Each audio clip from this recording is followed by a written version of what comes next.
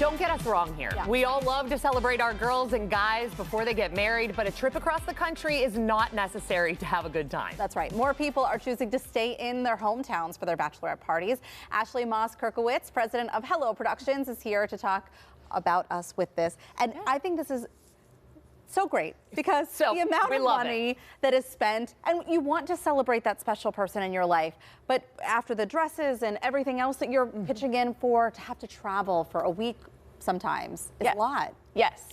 And I remember back when I got married, this was a long time ago, but I thought, you know, Vegas, that's where you go for your bachelorette. Right. But it ended up, I mean, hardly anyone could travel, take the time off work, spend the money. And then it was stressful as the bride because, you know, you're getting married soon, and that's a big trip. Right. And a big, like, hangover. Exactly. To recover from. So, yeah. Absolutely. Right. And we are now seeing the trend because I really do feel like brides are reading the room. As of late, and thank God for that, because in this economy, for a lot of people right now, that's just not feasible. What are the benefits to kind of keeping it all close to home? Well, first of all, the cost savings. Having more of your friends be able to participate, being able to, you know, show people who may live out of town that are your friends, show them your favorite spots. You can make an event of it. You know, you can do a theme bachelorette.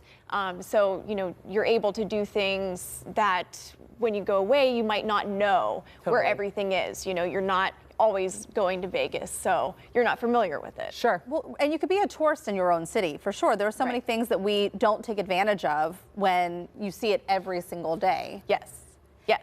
And you mentioned themes too. This was something that I saw is lean into something that you love, or you know that you and your girlfriends or your guy friends love. Like, lean into that and make it part of your party weekend. Right. And some people, you know, people are getting married a little bit later in life, and some people aren't drinking as much. So while it's fun to go out on the South Side, you know, bar crawl, people now might want to do. Could you imagine if we did that now? I couldn't even do that now.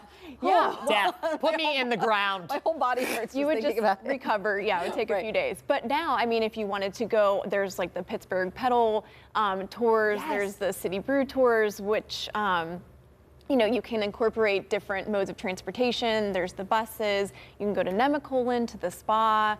You can go do yoga. I mean, yeah, and like you were saying, anything that is of your interest, you guys can go and make a day of it, and it doesn't have to involve just bar hopping. Right, and drinking. I also think that it's such a cute idea to make, like, we have Workshop PGH in here all the time, a candle making class. There's Lipstick Lab, where you can do all these fun activities that maybe aren't drinking centered, but you can have a couple glasses of wine and be respectful of others too. Right.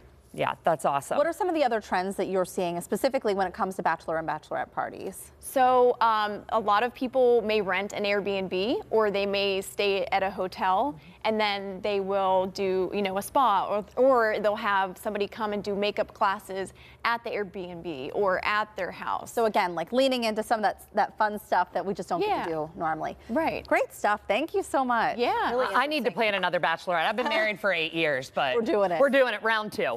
Learn more about Hello Productions events and wedding services on our website, kdk.com/talkpittsburgh.